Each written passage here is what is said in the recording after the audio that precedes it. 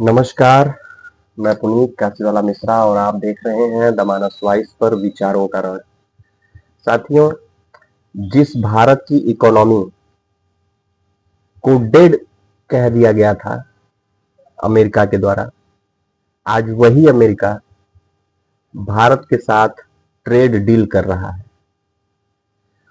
और वही डील ऐतिहासिक कहलाती है। अमेरिकी एक्सपर्ट कह रहे हैं आखिरकार ट्रंप ने एक सही काम किया, भारत से दोस्ती बनाए रखी। लेकिन बॉस, डोनाल्ड ट्रंप है, आज कुछ कल कुछ। उनकी जुबान और नीति में स्थायित्व नहीं है। स्थायित्व है तो सिर्फ भारत की नीति में। और यही फर्क है हमारे नए भारत का। नए भारत में नया भारत नई नीतियां बनाता है, उस पर अडिग रहता है और पहले प्राथमिकता देता है देश हित का। और यही फर्क है नए भारत और पुराने विश्व नेतृत्व में। आज के इस वीडियो में हम जानेंगे कि भारत ट्रेड डील असल में है क्या। क्या मोदी ने कोई समझौता किया? रूस से तेल खरीदी पर भारत झुकेगा क्या?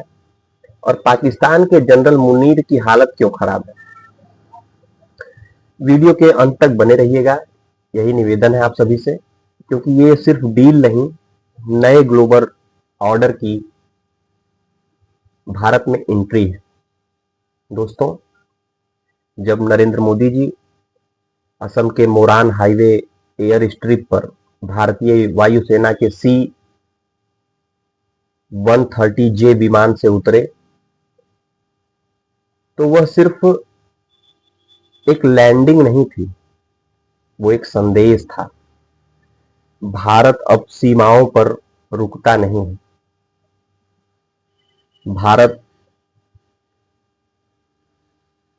अब अपने सीमाओं से ललकारता है।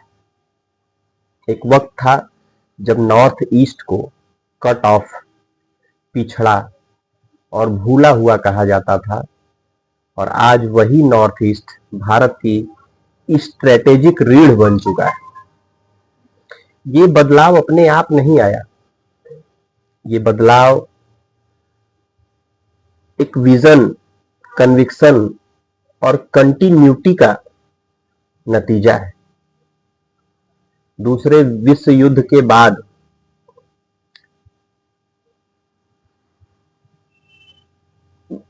जो भी कुछ बना, पुराना वर्ल्ड ऑर्डर अब टूट रहा है। आज दुनिया 3 बातों से जूझ रही है। पहला युद्ध, दूसरा सप्लाई चेन ब्रेकडाउन और तीसरा भरोसे का संकट। और ऐसे समय में दुनिया भारत की तरफ देख रही है। क्यों देख रही है? क्योंकि हमारा भारत किसी गुट का मोहरा नहीं है, किसी दबाव का शिकार नहीं है और किसी एजेंडे का कैदी नहीं है। भारत चलता है अपने हित, अपनी शर्त और अपने समय पर। साथियों, अब आते हैं असली मुद्दे पर। डील के बाद विपक्ष ने शोर मचाना शुरू कर दिया।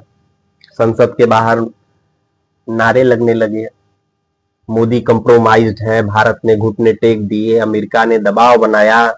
लेकिन सच क्या है? व्हाइट हाउस को अपना बयान 24 घंटे में बदलना पड़ा। पहले कहा गया कि भारत 500 अरब डॉलर की खरीद करेगा, फिर बदला गया कि भारत इरादा रखता है, कोई प्रतिबद्धता नहीं है। दालों को डील का हिस्सा बताया गया। दाल दाल जो हम लोग खाते हैं जी, दालों को डील का हिस्सा बताया गया, फिर दालों का नाम हटा दिया गया। सवाल पूछिए, प्रेशर में कौन था, भारत या अमेरिका? अब सबसे बड़ा सवाल, मोदी पुतिन दोस्ती का क्या होगा? अब साफ साफ मैं आपको समझाने का प्रयास करूंगा। भारत किसी से दोस्ती करता है तो किसी के कहने पर दुश्मनी नहीं करता।